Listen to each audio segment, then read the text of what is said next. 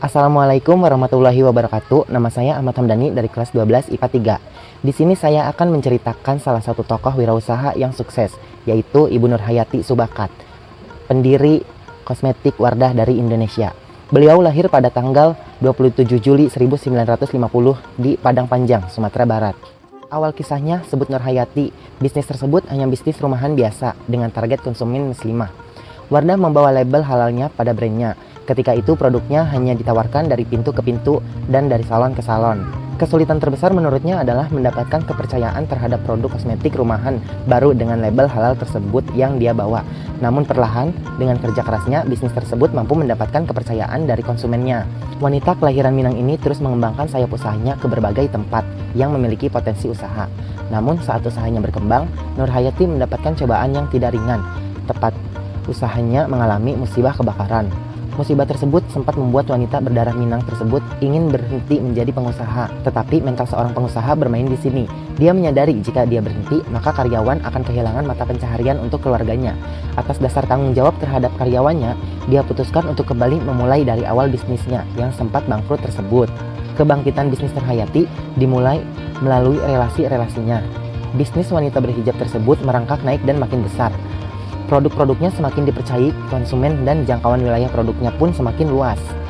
Saat ini PTI memiliki 2 pabrik yang berkolaborasi di Cibodas dan Tangerang dengan daerah operasional mencapai 30 daerah dengan 4.500 karyawan di seluruh Indonesia. Bahkan saat ini produk-produk PTI sudah masuk ke berbagai negara Asia Tenggara seperti Malaysia. Beliau pernah berkata, sebenarnya ide bisnis itu tidak harus dari kita. Saya malah datang dari sebuah pesantren. Mereka bilang, kenapa sih kita gak bikin produk muslim dari muslim untuk muslim? Alhamdulillah ini berkat silaturahmi. Menurut beliau, pada sisi pemasaran, Wardah juga mengalami proses yang panjang. Mulai dari direct selling, penjualan melalui multi-level marketing juga pernah dilalui brand Wardah. Dulu, kita itu hanya produk salon. Sulit sekali menghalangkan brand kosmetik lain yang sudah dikenal banyak masyarakat. Tapi kita tidak pernah menyerah begitu saja. Tuturnya sama halnya dengan pembisnis lain. Saat melalui usaha, dia juga mempelajari 4P, produk, print, pledge, promotion. Tapi ada satu hal tambahannya yang kita pakai, yaitu satu lagi, pertolongan Allah, paparnya. Keberhasilan Nurhayati mengembangkan bisnis kosmetik halalnya ternyata membuat para CEO kosmetik dunia penasaran dengan strategi bisnis produk Wardah. Nurhayati bercerita, keterkaitan CEO kosmetik dunia tersebut nampak saat dia menghadiri sebuah acara di Eropa. Saat itu menurutnya dia sampai dikejar-kejar oleh orang yang ingin menanyakan strategi bisnis Wardah. Dia baru menyadari setelah itu ternyata yang bertanya tersebut adalah CEO The Kosmetik Dunia. Kami dikejar-kejar CEO perusahaan kosmetik dunia. Mereka tanya apa yang membuat Wardah bisa seperti ini. Lalu saya jawab ini karena pertolongan Allah, ucapnya, yang kemudian disambut dengan tepuk tangan para seminar peserta tersebut. Target pencapaian keberhasilan tokoh Nurhayati Subakat yaitu bisa masuk 5 besar merek kosmetik di dunia dengan 6 pabrik seluas 20 hektar di area Jatake, Tangerang, dan kapasitas produk 95 juta produk profesional care dan make up.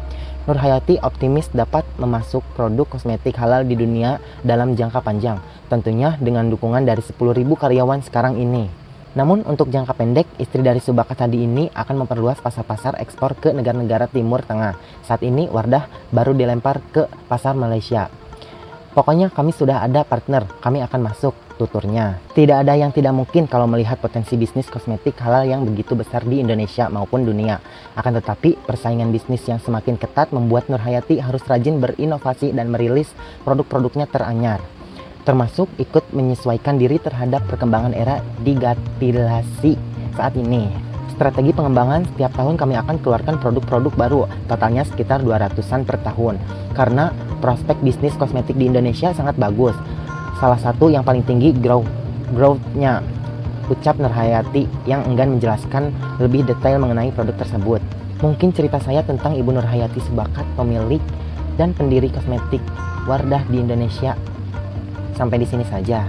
Dan pelajaran yang dapat kita ambil dari kisah tersebut yaitu jangan patah semangat untuk mencapai kesuksesan, karena kesuksesan semuanya ada di tangan kita. Dan jangan lupa untuk berdoa dan meminta pertolongan dari Allah agar perjalanan kita untuk menuju kesuksesan akan dilancarkan.